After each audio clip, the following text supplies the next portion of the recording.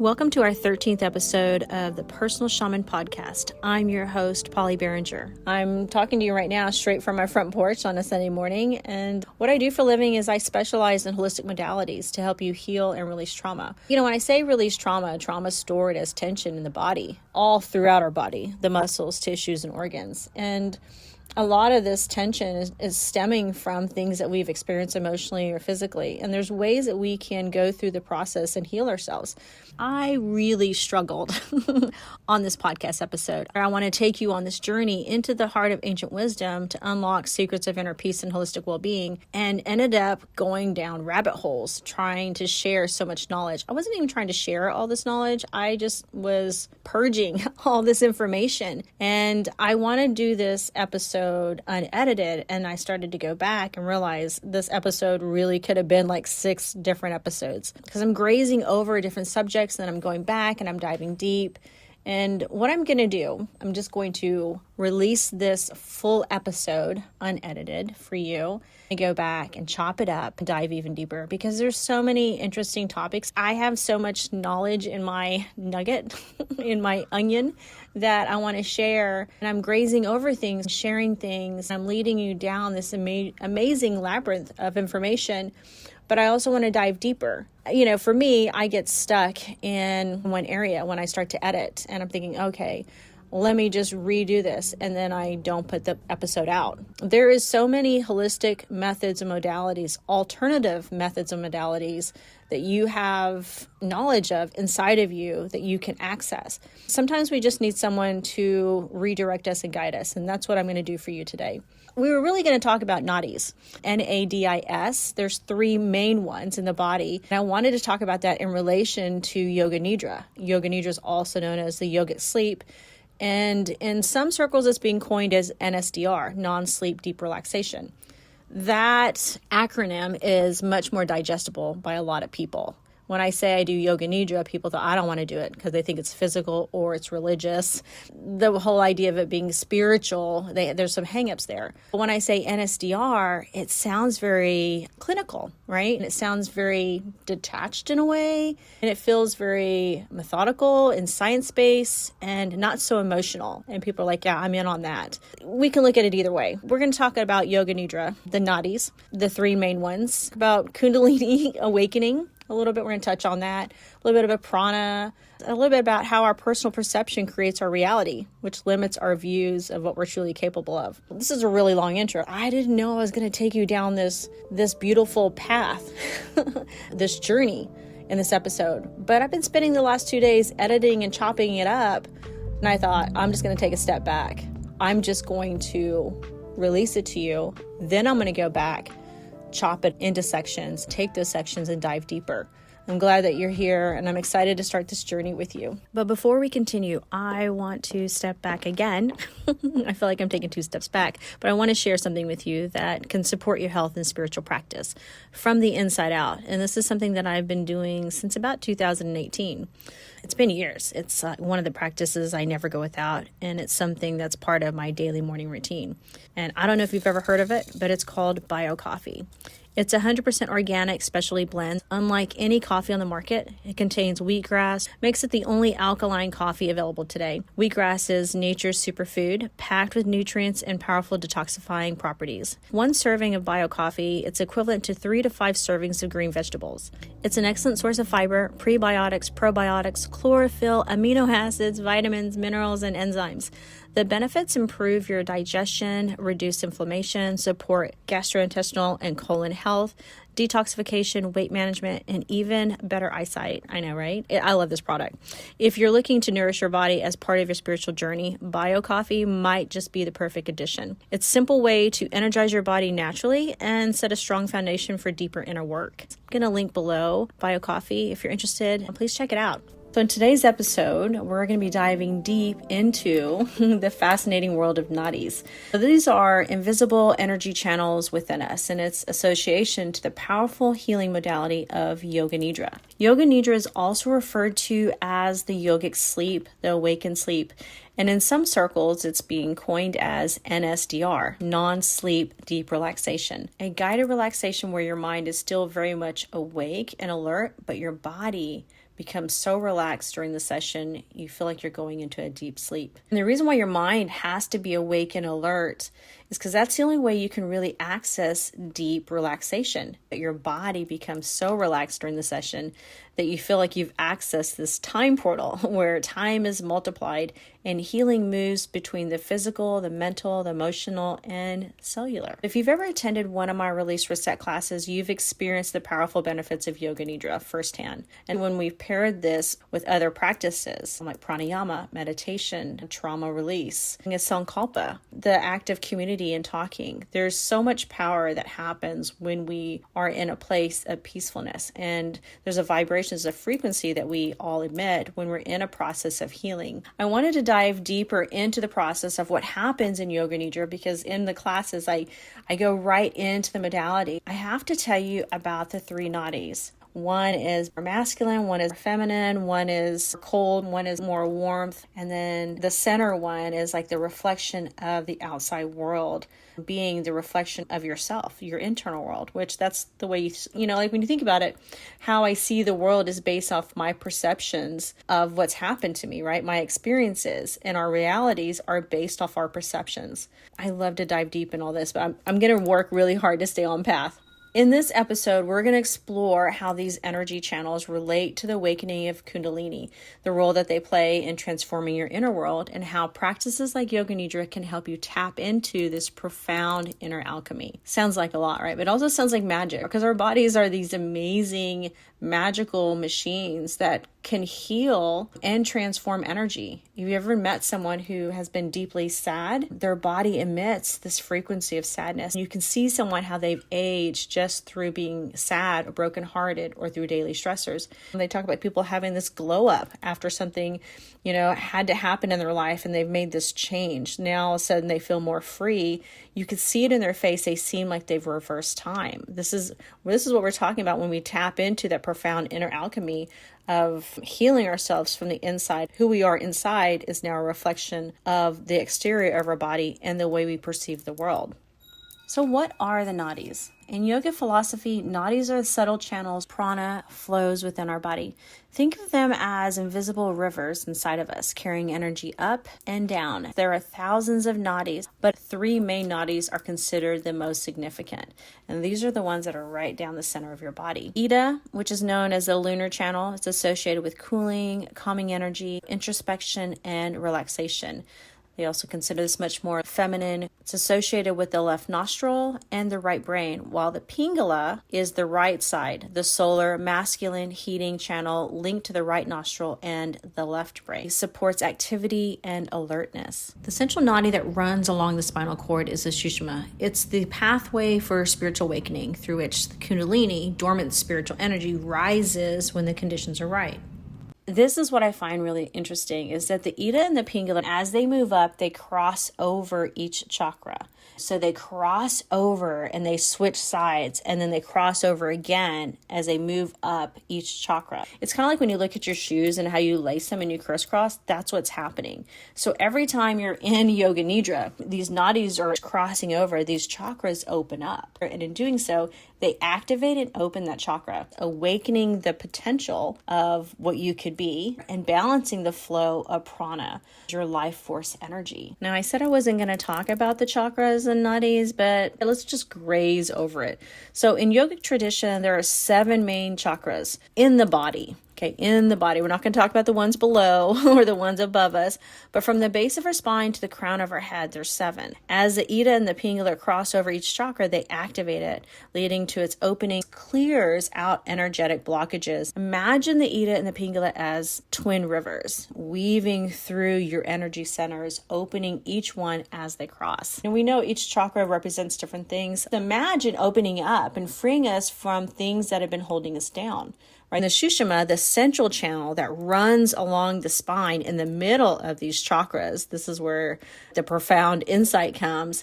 The Sushumna isn't just a physical pathway, it's also a reflection of our inner world. It mirrors the external environment internally. When the outer world is chaotic or unbalanced, our internal world may be blocked or disrupted. Conversely, like when we cultivate inner harmony, the Sushumna becomes clear and luminous.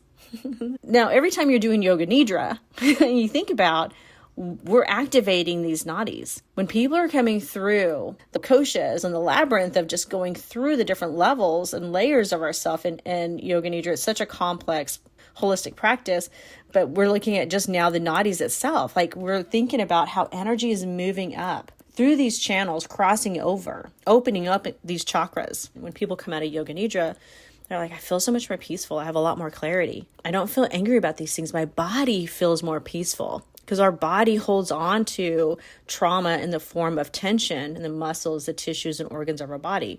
If we're not releasing that trauma, right, we can then develop into having chronic illnesses. We can develop into having physical ailments. This is all connected. I feel like this is like a really important piece of the puzzle of understanding how this holistic practice works. So think of Kundalini as a divine primal energy, sometimes called the divine feminine. That may bother some people, but let's just use this as terminology, right? So that lies coiled at the base of your spine. So when it awakens, it travels upwards through the Sushumna, stimulating each chakra along the way. As it rises, it opens and activates these energy centers, giving rise to the spiritual awakening, expanded awareness, and inner peace. When you think about it, the Sushumna is the central highway of spiritual energy within us. Isn't that amazing? We have a central highway in the center of our body of spiritual energy moving through us. So like when you think about it, when, we're newly born babes, we're tiny, we believe anything's possible. Right? And then the world starts coming in and starts telling you like, no, this is, we start getting boxed in. Society starts to limit us, right? We start developing all these blockages, mental blockages. Well, those mental blockages develop into physical blockages too. So now when you're thinking about it in this term, like think about it again, when activated, Kundalini travels upward along the Sushumna, activating each chakra, leading to higher states of consciousness, a spiritual awakening. So you're removing all these blockages, stuck energy, right? And now this is what's now allowing you to connect. So here's this a profound concept. Sushumna is not only a physical pathway, but also a reflection of our inner world. It mirrors the external world internally. So when the external environment is chaotic or unbalanced, our internal Sushumna may be blocked or disrupted. When we cultivate inner harmony, through meditation, breath work, and energy practices, Sushumna becomes clear and luminous, right? The internal clarity reflects outwardly as peace, balance, and higher awareness. It's much easier for us to make clear, concise decisions. The mental fog, the mind chatter seems to disappear. We feel much more in alignment with our purpose. We feel deeply connected. So mastering the flow of prana within, through the nadis and the chakras is like aligning your inner world with the outer world, creating harmony on all levels. I know it's kind of, I feel like I need to get crayons out for this one because it's really complex. So mastering the flow of prana within your nadis and chakras is like aligning your inner world with the outer world, creating harmony on all levels. So when we talked about perception on how we view the world and how we see things based on experiences we've had, based on like how we grew up, conditioning, everything else, right? In order to, and I try to tell students and clients, when you want to set goals or a bucket list or intentions, it's all about reverse engineering. In order to do that, we have to see where we want to be, right? And work backwards. But a lot of us are limited by not being able to see our full potential where we could be. So maybe we fall short. Our goals are a lot shorter than they should be. In order to change how far our field of possibilities or our potential, we have to be able to reframe our past, look at our past and change the way we view our past. and that is our perception, right? So our outer world is really a reflection of our perception, our reality. And everybody's reality is different because everyone's perception and their own personal experiences have been different. So now when we're in harmony, when you think about this, when you're aligning your inner harmony with your outer world, you create harmony on all levels. Does that make sense? I know that's really deep, right? So what is Yoga Nidra? We're going to shift gears a little bit and talk about Yoga Nidra. I know I've covered Yoga Nidra many times in other episodes. It's a powerful meditation technique that leads you into a state of deep relaxation, just between waking and sleeping. We can dive deep into the different realms of sleep and when your body goes into deep healing and cellular healing, when you're in a different realm of sleep. And I want to dive into that. We're going to do that in another episode for sure. Because even at that, the older you get, the less opportunities that you dive into that place of healing. So this is another reason why Yoga Nidra is extremely powerful, because you start to remember what it's like to heal. Your body builds this like an accumulated bank account of remembering the benefits of Yoga Nidra, and it taps back in there. It never, like it's like you're constantly replenishing this bank account for Yoga Nidra. It never ever depletes itself. Your body starts to have this remembrance. I don't even know if that's a word. It just sounds great. So we're shifting gears. We're talking about Yoga Nidra, the yogic sleep. It's a powerful meditation technique. So during Yoga Nidra, when you lie down comfortably and you follow the guided instructions, that you're taken through this body of awareness, this physical layer. And we do the breath, we do this visualization, there's affirmations, the sankalpa you set, which is your goal. And to relax your nervous system so you're able to access your subconscious mind and experience a state of calm. The research has shown that the regular practice of Yoga Nidra can reduce stress, improve sleep, and even promote healing on physical and emotional levels. Every student, every client that I have worked with, every person that has listened to Yoga Nidra is doing Yoga Nidra said they have reaped tons and tons of benefits from it. They feel different after going through Yoga Nidra. Yoga Nidra, it's like giving your mind a full night's sleep in just 15 to 20 minutes. So just remember, 15 minutes of Yoga Nidra is equivalent to like 60 to 80 minutes of deep sleep, where this is where healing is happening, right? So why are we talking about all this? Because it's so powerful. I feel like we need to dive deeper into understanding how powerful this is, and without really much effort at all. That's the powerful thing, is like a lot of us have resistance to doing things, but once we start to do it, we start to reap the benefits. It becomes easier. This is not a physical practice. Most people think because it says the word yoga that it has to be physical, right? A lot of people in the Western world associate yoga with being physical workouts, losing weight, getting tone, flexibility, agility, mobility, all kinds of stuff. So how does nadis and Yoga Nidra relate? Well, both practices are about working with energy, one on the subtle, energetic level, and the other on the mental and the emotional level. In Yoga Nidra, as you relax deeply, you can influence this flow of energy that's moving through the nadis, helping you to clear blockages and balance your system. This deep relaxation can activate the Sushumna, which is then going to open up this gateway for spiritual awakening and inner transformation. So moreover, when you think about it, when your nervous system is calm and your energy channels are balanced, your experience of Yoga Nidra becomes even more profound. The thing about this is when you're in Yoga Nidra, you're already accessing these nadis. So it's kind of like a 2-for-1 thing. Like you're already doing the work. It's already happening. This is like a side benefit, The more that you do this, the more shift that you're happening in your life, the way you start looking at the outside, the more clear and concise you get about things, the further you push your boundaries of a person that you want to become, things that you want to do, you start to expand your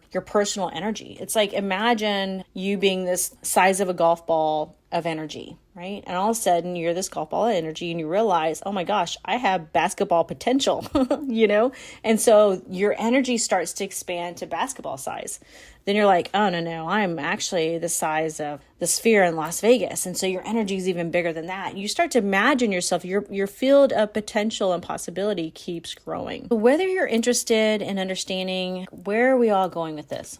This is my closing. This is my closing statement. Whether you're interested in understanding the subtle energy pathways of nadis or seeking the deep relaxation of Yoga Nidra, both practices offer powerful tools for self-discovery and healing. I hope you found inspiration to support your healing journey. I'm excited to continue this conversation with you, this adventure on the Personal Shaman podcast. I just want you to remember, Personal Shaman Podcast isn't about me becoming your shaman. It's about you becoming your own. If you enjoyed this episode, please rate it and review it. It really helps others find our community, and share this episode with friends, family, or anyone you might know that may benefit from these practices.